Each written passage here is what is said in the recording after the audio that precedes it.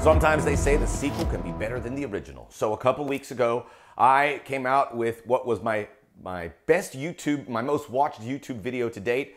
Reason to be excited about the U.S. men's national team. There's more reason in this sequel to get excited. I'm not forcing the issue. It's just I watched all this action, and there is so much going on for the future U.S. men's national team, which are not going to play a competitive game until 2021. They'll have a friendly later this year in 2020. But let me update with you. We knew everything that happened already last week or a couple weeks ago. Weston McKennie bringing in for Juventus and a few others making an impact. So this next week, all of this happened. Christian Pulisic returning to action for Chelsea off the bench. They won. It's going to be interesting to see that transition where he gets back into being the featured player for this club. They certainly missed him. Chelsea were good, but they look great. Not that Pulisic's played in a spot role, but he's back. Then you have Zach Steffen making his Manchester City debut, albeit in a League Cup game. But Manchester City is a massive club, and he's now playing for them. Great news for the goalkeeper. We used to be a goldmine for goalkeeping. We'd love to see that return. I see no reason why we won't start producing great goalkeepers again. But Zach Steffen is there. Great development. It didn't end there. Serginho Dest coming off the bench to play with Lionel Messi, actually combining with Messi on one play.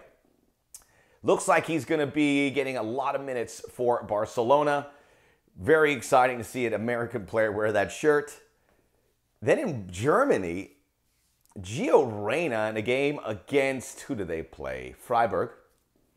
A hat trick of goals, combining with Erling Haaland. I was watching this game and I was blown away. You can see the American influence on Gio Reyna. He looked like a point guard. He looked like John Stockton, minus the really short shorts.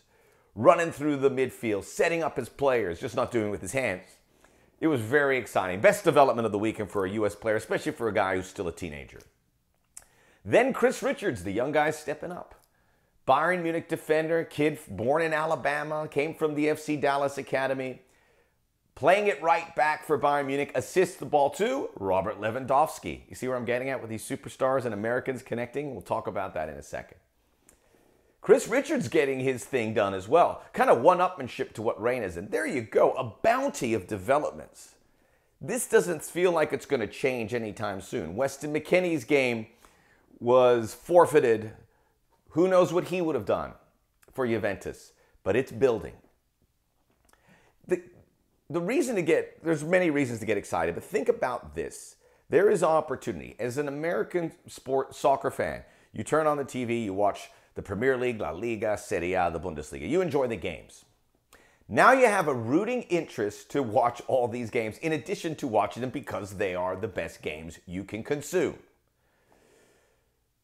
Whether it is Bayern Munich, Barcelona, Dortmund, Juventus, Chelsea, they all have American players on it. So you can watch Lionel Messi at Barcelona and you can stick around to see Serginho Dest. You can watch Cristiano Ronaldo at Juventus. You can also watch Weston McKennie. You get an old 2-for-1. 2 birds, 1 stone. You turn in Chelsea, you get to see Christian Pulisic. Bayern Munich, you get to see Chris Richards. On and on. Manchester City, maybe you see Zach Steffen the same day you see Kevin De Bruyne. And think about that interaction at practice in the games, that know-how that is now going into this camp for U.S. players. That is huge. So there's a lot to be excited about. So exciting. I know a lot of people have done it. I'm not the first, but I put my 2020 projected U.S. starting 11. I only have 9 guys there. I have 2 big holes, see? But this is what I got going. I have Zach Steffen. I'm not completely convinced on him yet, but after I mentioned him on the show, I better put him in there. Back 4, Serginho Dest, left back. John Brooks playing at Wolfsburg. Good, tough guy. We need that. Aaron Long, only MLS player in this group. Also a guy who can pass out of the back very nicely. And I have Chris Long at right back.